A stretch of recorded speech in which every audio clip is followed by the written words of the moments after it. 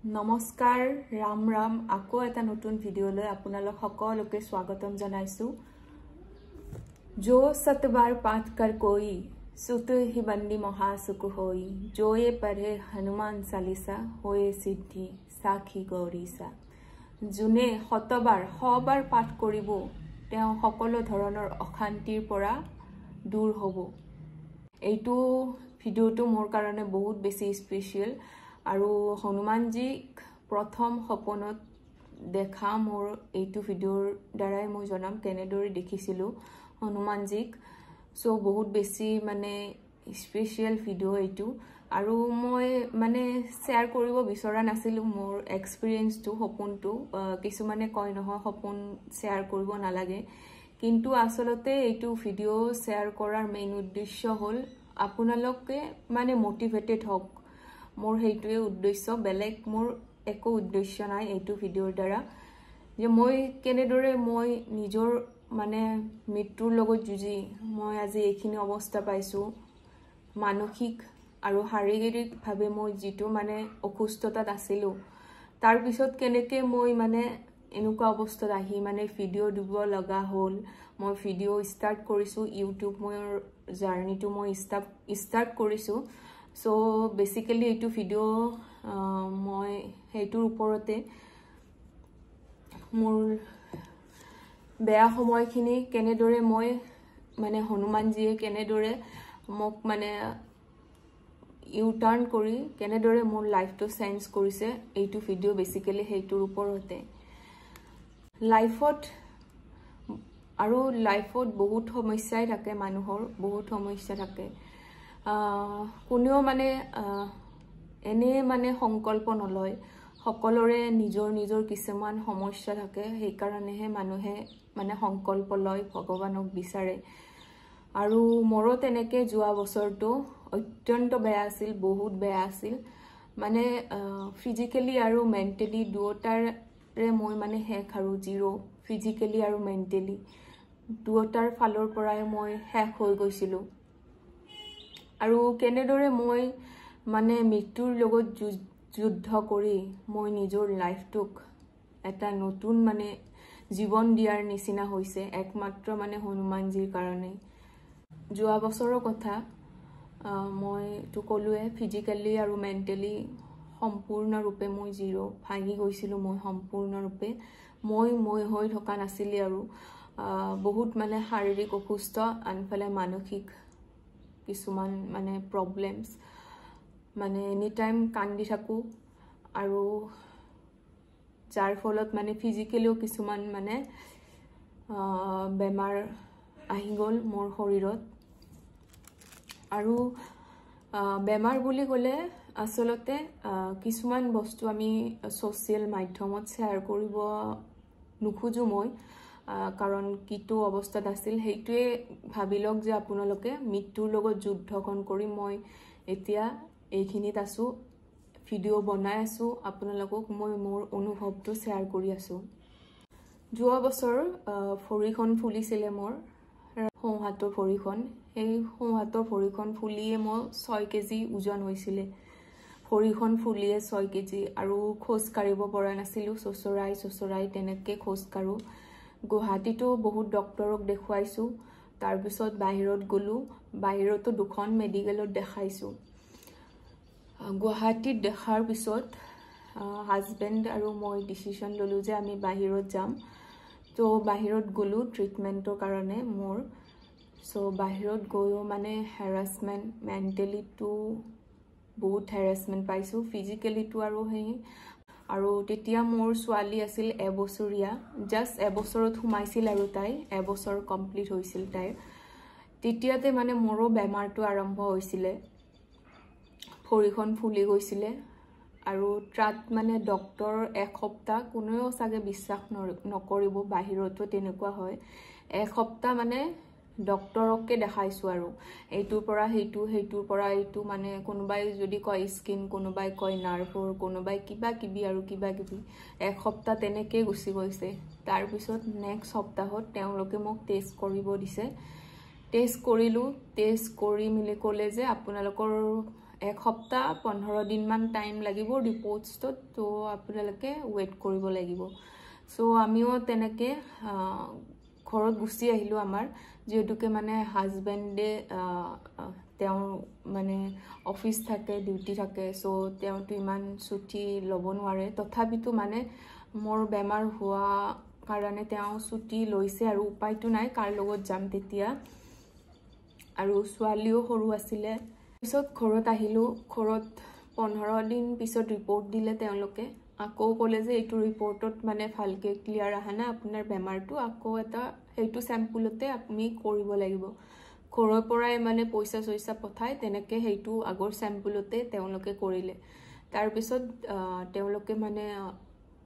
ৰিজাল্টটো নিদিয়াৰ আগতে আমি আৰু গৈছো আৰু তাত মেডিকেলখনত আকৌ গৈছো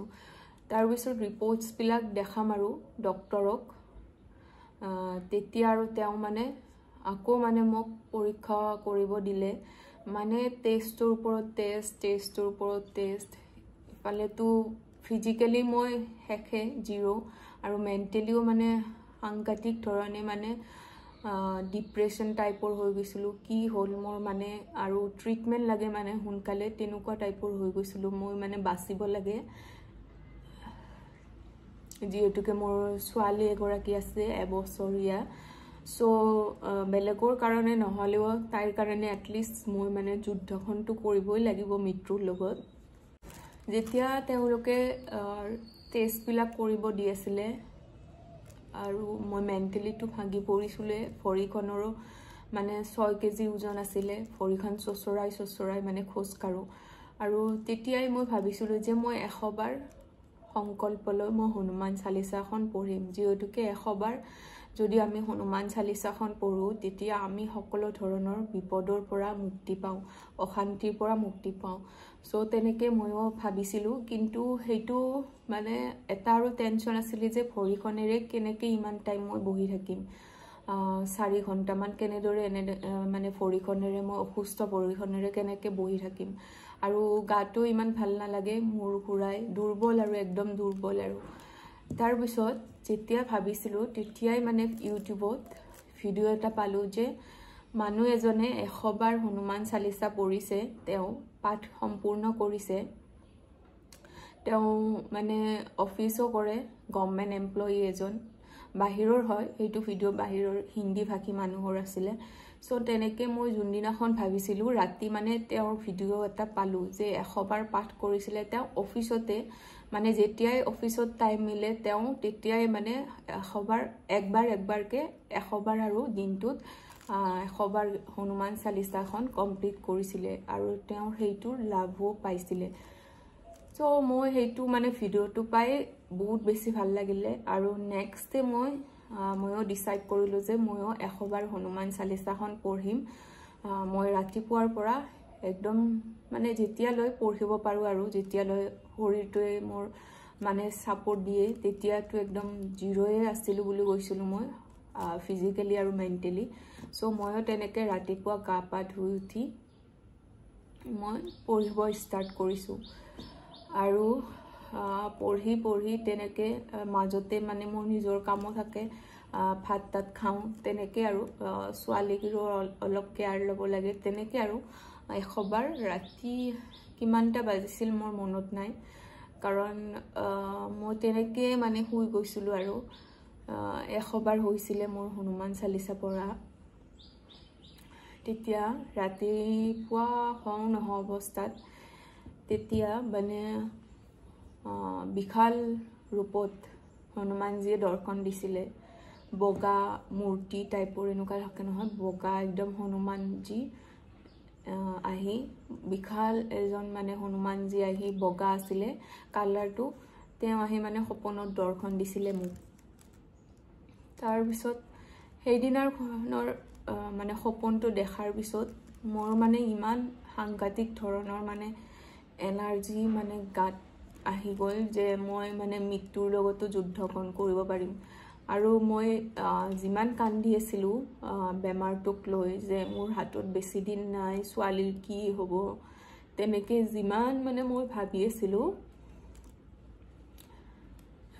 গোটেইখিনিয়ে মানে চব নোহোৱা হৈ গ'ল আৰু মই মানে এনেকুৱা ধৰণৰ মানে শক্তি এটা পাইছিলোঁ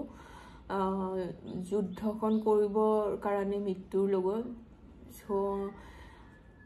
কি ক'ম আৰু সেই মানে 100 বাৰ পাঠ কৰাৰ লগে লগে যিবিলাক ৰাস্তাবিলাক বন্ধ হৈ আছিলে যে ৰিপৰ্টছত মানে গোলমাল কিবা কিবি ধৰাত নপৰে সো সব ৰিপৰ্টছ মানে তেওঁ মানে ৰাস্তা দেখাইছে আৰু ৰাস্তা দেখাইছে আমাক যে বেলেগ ৰাস্তা যোৱা আমি তাৰ পিছত সেইখন মেডিকেলখন এৰি পেলাই তাত এখন বেলেগ আৰু মেডিকেল আছিলে সেইখনত গৈছিলোঁ আৰু ভগৱানৰে সেইটো নেকি মহিমাই নে কি কম নাজানো যোনজন ডক্টৰে মোক চাইছিলে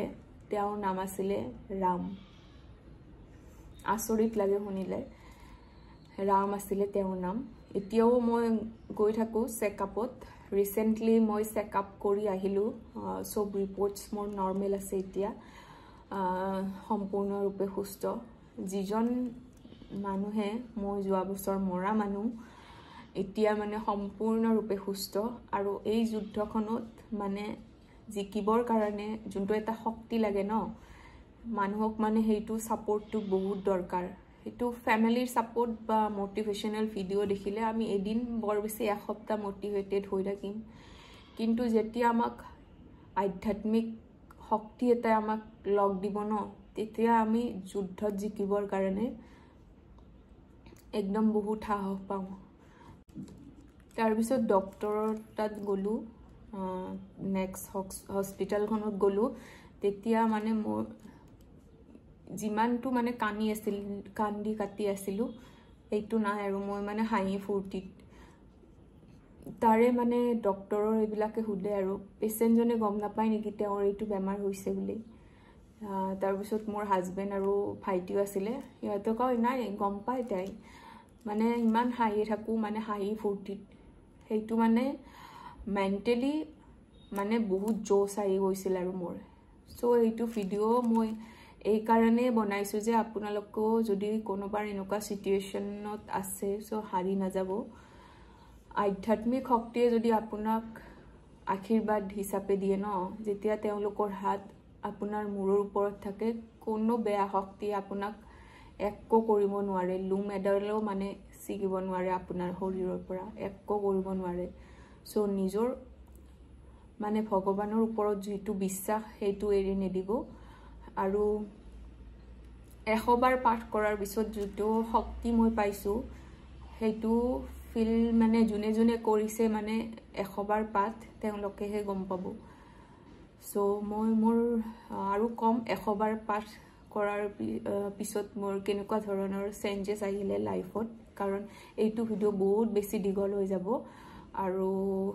ইয়াতে আজি ভিডিওটো মই সমাপ্ত কৰো জয় শ্ৰী ৰাম জয় হনুমান